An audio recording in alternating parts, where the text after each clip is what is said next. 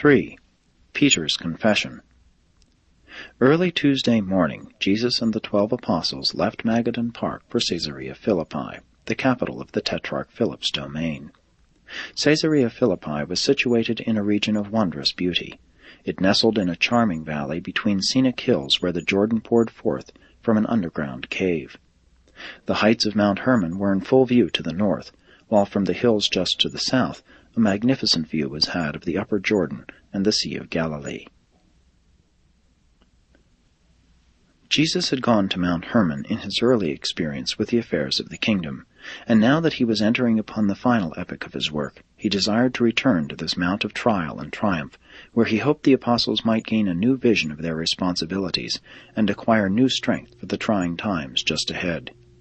As they journeyed along the way, about the time of passing south of the waters of Merom, the apostles fell to talking among themselves about their recent experiences in Phoenicia and elsewhere, and to recounting how their message had been received, and how the different peoples regarded their master. As they paused for lunch, Jesus suddenly confronted the 12 with the first question he had ever addressed to them concerning himself. He asked this surprising question: "Who do men say that I am?" Jesus had spent long months in training these apostles as to the nature and character of the kingdom of heaven, and he well knew the time had come when he must begin to teach them more about his own nature and his personal relationship to the kingdom. And now, as they were seated under the mulberry trees, the Master made ready to hold one of the most momentous sessions of his long association with the chosen apostles. More than half the apostles participated in answering Jesus' question. They told him that he was regarded as a prophet or as an extraordinary man by all who knew him, that even his enemies greatly feared him, accounting for his powers by the indictment that he was in league with the prince of devils. They told him that some in Judea and Samaria, who had not met him personally, believed he was John the Baptist risen from the dead. Peter explained that he had been, at sundry times and by various persons, compared with Moses, Elijah, Isaiah, and Jeremiah.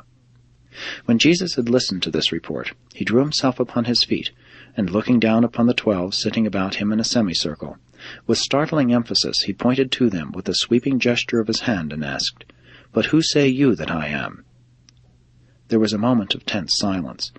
The 12 never took their eyes off the Master, and then Simon Peter, springing to his feet, exclaimed, "You are the Deliverer, the Son of the living God."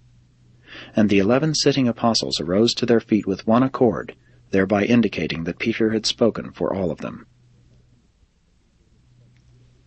When Jesus had beckoned them again to be seated, and while still standing before them, he said, "This has been revealed to you by my Father.